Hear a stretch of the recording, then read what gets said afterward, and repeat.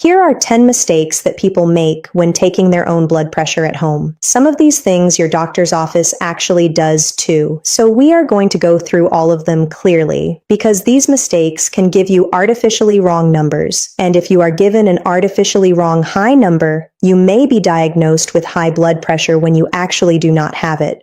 Or if the number is artificially low, your actual high blood pressure will be missed entirely. Both situations are dangerous, and both happen all the time. My name is Dr. Favor Adeyemi.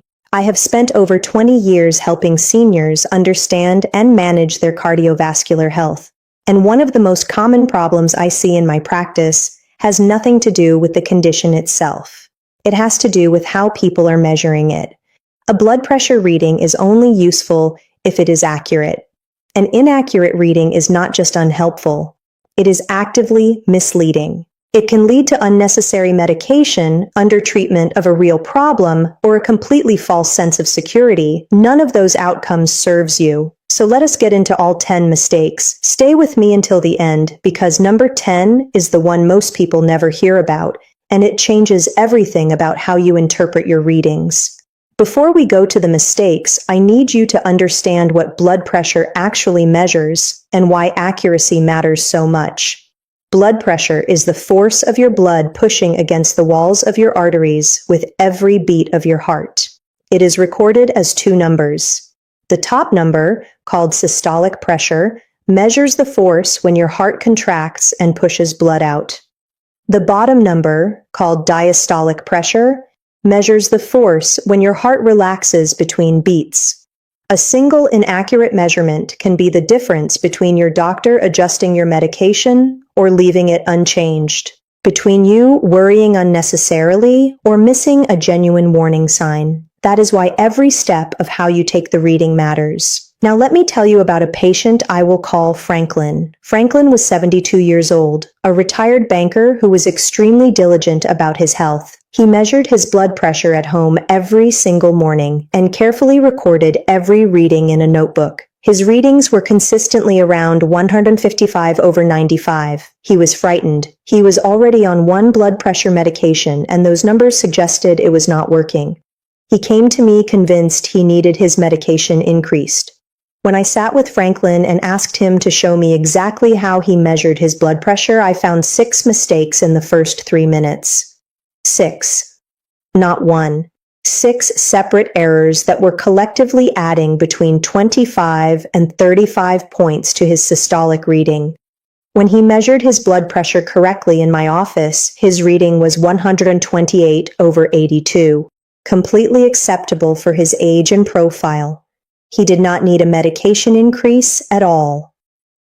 We will come back to Franklin, but first let us go through every mistake so you are never in the same position he was. Mistake number 1, using the cuff over clothing. This is the most common mistake and one of the biggest. The cuff must go directly on bare skin, touching your arm with nothing between them. When you place the cuff over a shirt sleeve, even a thin one, the fabric creates resistance and uneven compression. Research published in the journal Blood Pressure Monitoring found that measuring over clothing artificially raises the reading by 10 to 20 points on the systolic number. That is enough to take a normal reading into the hypertensive range. Always roll up your sleeve or remove it completely before placing the cuff. Mistake number 2. Arm. Not at heart level. Your arm must be resting at the level of your heart when you take the reading. If your arm is hanging down at your side, gravity causes blood to pool in the arm below your heart. This increases the pressure the cuff detects. Research shows that a dangling arm can artificially raise your systolic reading by 10 points or more. The correct position is to rest your arm on a table or firm surface so that the cuff sits at roughly the same height as the center of your chest. Check this every single time. Mistake number 3, not resting before measuring. Your blood pressure changes constantly throughout the day based on activity, stress, and even conversation. If you measure immediately after walking, climbing stairs, eating, or having an emotionally charged conversation, Your reading will reflect those temporary elevations rather than your baseline pressure. Guidelines from the American Heart Association are clear. Sit quietly for at least 5 minutes before taking a reading. Do not talk. Do not watch something stressful. Just sit. This single habit change can reduce artificial elevations by 5 to 15 points. Mistake number 4, sitting with an unsupported back. The way you sit during measurement matters more than most people realize. If you are sitting on the edge of a chair with nothing supporting your back, your core muscles are actively contracting to keep you upright. This mild physical tension is enough to raise blood pressure. Always sit in a chair with full back support, feet flat on the floor, legs uncrossed. Your back should be comfortably resting against the chair from the moment you start your 5-minute rest period until you finish the reading. Mistake number 5, crossing your legs. Crossing your legs during blood pressure measurement is one of the most common errors that doctors themselves make in clinical settings, and it is well documented in medical literature. A study in the journal Hypertension found that crossing the legs at the knee during measurement artificially raises systolic blood pressure by 2 to 8 points and diastolic by 3 to 8 points. The mechanism is straightforward. Crossed legs compress the blood vessels in the lower limbs, redirecting blood volume upward and increasing peripheral resistance. Feet flat on the floor, always. Mistake number 6, using the wrong cuff size. Blood pressure cuffs come in multiple sizes, and the fit is not one size fits all. The inflatable bladder inside the cuff must cover at least 80% of the circumference of your upper arm. If the cuff is too small for your arm, it will give artificially high readings. If it is too large, it can give artificially low readings. Most home monitors come with a standard adult cuff that fits arm circumferences between 22 and 32 centimeters. If your upper arm is larger or significantly smaller than this range, you need a different cuff size. Ask your pharmacist or doctor to help you measure and confirm the correct size for your arm. If you have made it this far, you are clearly invested. You want to see what happens next. But most viewers enjoy the content and scroll away without subscribing. If this one really means something to you, tap subscribe. It takes a second. If not, you will probably forget this channel exists and miss a lot of great educational content ahead. Now I want to pause here for a moment, because accurate blood pressure measurement is only one part of the picture. What you do consistently every day to support healthy blood pressure is the other part. And that is something I want to help you with directly. Over the years in my clinic, I have seen one simple truth. Real progress does not come from extreme changes. It comes from doing the right small things consistently.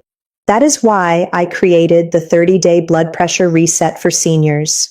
It is a simple step-by-step plan designed to help you support healthy blood pressure through gentle daily routines, light exercises, and clear guidance you can follow right at home. Some of my patients who followed this structure told me they felt more in control of their habits and more confident about their readings. Now I am keeping this very limited. Only 30 spots are available and 5 are already gone, so just 25 spots remain. If you feel like your current routine is not giving you the clarity or results you need, you can click the link in the description or scan the QR code to secure your spot before it fills up. And because you are part of this community, I have made it easier for you with a 70% discount so you can get started without worrying about the cost. After you get your copy, you can drop your email and I will personally follow up with you, checking in and helping you stay consistent with the plan. Now let us continue with the remaining mistakes, because these next 4 are the ones most people never hear about. Mistake number 7, talking or moving. During the measurement, this seems obvious, but it happens constantly. Many people ask a question, turn their head, shift position, or even laugh during the reading. Any movement or talking during the measurement raises your blood pressure immediately. A study in the Journal of Human Hypertension found that talking during measurement increases systolic blood pressure by an average of 17 points. 17 points from a single sentence. Do not talk. Do not adjust your position. Do not look at your phone. Remain still and silent from the moment the cuff begins inflating until the reading is complete. Mistake number 8. Measuring only once and trusting that single. Reading one reading is never enough to make a clinical decision. Blood pressure fluctuates by the minute based on breathing patterns, minor emotional shifts, and normal cardiovascular variation. The American Heart Association recommends taking 2 to 3 readings at 1-minute intervals and averaging the results. Your first reading is almost always higher than subsequent ones because of the mild anxiety or anticipation of measurement, a phenomenon called the first reading elevation effect. Discard the first reading if it is significantly higher than the second and third, and use the average of the last two as your actual number. Mistake number 9. Measuring at inconsistent times. Blood pressure follows a predictable daily pattern. It is lowest in the early morning hours during sleep, rises sharply when you first wake up, peaks in the mid-morning to early afternoon, and gradually drops through the evening. This natural variation can span 20 to 30 points throughout the day in a healthy person. If you measure at different times each day, you are comparing numbers that reflect different points in your daily blood pressure cycle, not changes in your underlying condition. Choose a consistent time, ideally in the morning before medication and before eating, and stick to that same time every day. This consistency is what makes home monitoring clinically meaningful. Mistake number 10. Ignoring white coat, hypertension, and masked hypertension. This is the mistake most people have never heard of, and it is the one with the most serious clinical consequences. White coat hypertension is the phenomenon where your blood pressure rises significantly in medical settings because of the anxiety associated with being in a clinical environment. It is extremely common. Research suggests that up to 30% of people diagnosed with hypertension in a doctor's office have normal readings at home. They are being treated for a condition that is largely a measurement environment artifact. Their readings in the clinic are real, but they do not represent their actual day-to-day blood pressure. The opposite phenomenon is called masked hypertension. This is where a person's blood pressure is normal or borderline in the doctor's office, but significantly elevated at home during normal daily activities. Masked hypertension is estimated to affect up to 17% of adults over 60. It is clinically important because these people appear well controlled to their doctor, receive no change in treatment, but are actually living with consistently elevated pressure that is silently damaging their arteries, kidneys, and brain. Here is why this matters for home monitoring. Your home readings, taken correctly over time, provide information that no single clinic visit can ever capture. They show what your blood pressure is actually doing during your real daily life, but only if all the other 9 mistakes on this list are avoided. Inaccurate home readings add noise rather than clarity. Accurate home readings are one of the most valuable clinical tools available to any patient managing blood pressure. If your clinic readings and home readings consistently disagree, tell your doctor. Ask to discuss the possibility of a 24-hour ambulatory blood pressure monitor, which is the gold standard for distinguishing white coat hypertension from masked hypertension. This test records your actual blood pressure every 30 minutes through the day and night. It gives your doctor a clinical picture no office visit can provide. I promised I would come back to Franklin. After our consultation, Franklin corrected all 6 mistakes I had identified in his measurement technique. He rolled up his sleeve completely. He rested his arm on the table at heart level. He sat quietly for 5 minutes before every reading. He kept his back supported and feet flat. He stopped talking during measurements, and he started taking 3 readings and averaging the last 2. His new home readings, taken correctly, averaged 126/80. He had been worrying for 3 months about readings that were never accurate. 3 months of unnecessary anxiety, unnecessary follow-up appointments, and coming very close to an unnecessary medication increase. All of it from measurement technique, not from his condition. He asked me something that I think about regularly. He said, "Doctor, why does nobody teach patients how to actually do this correctly before they send them home with a machine?" That is the entire reason I made this video. Let me bring all 10 mistakes together clearly. Mistake 1. Cuff over clothing, always on bare skin. Mistake 2. Arm not at heart level, arm on a table, cuff at chest height. Mistake 3. Not resting beforehand, 5 full minutes of quiet sitting. Mistake 4. Back unsupported, chair with full back support. Mistake 5. Legs crossed, feet flat on the floor, always.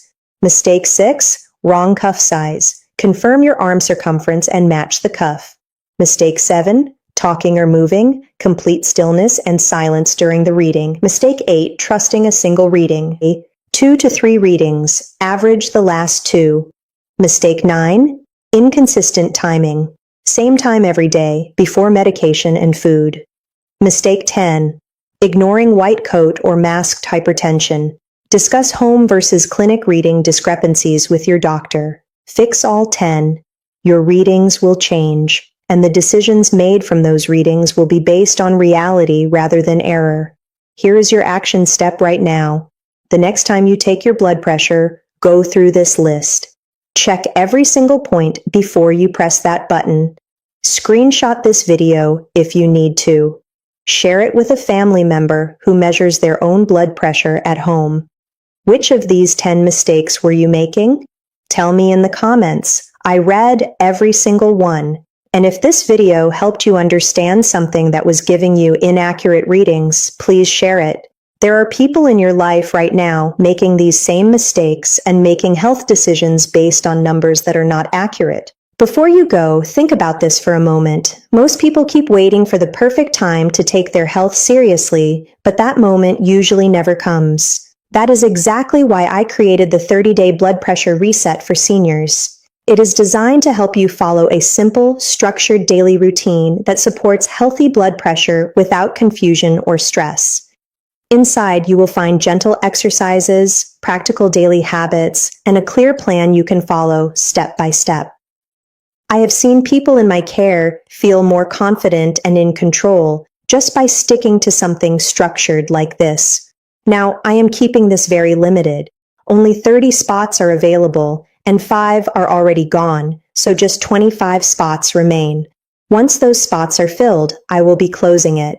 If you are ready to start something simple and consistent, click the link in the description or scan the QR code to secure your spot now.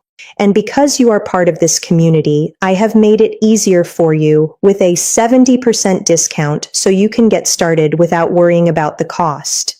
After you get your copy, you can drop your email, and I will personally follow up with you, checking in and helping you stay consistent with the plan. Disclaimer: everything shared in this video is general medical and educational information based on current clinical guidelines and published research, including standards from the American Heart Association and the European Society of Hypertension. It is not personal medical advice for your individual situation. Blood pressure management decisions, including any changes to medication, should always be made in consultation with your own doctor who knows your full medical history. Home monitoring is a valuable complement to clinical care, not a replacement for it.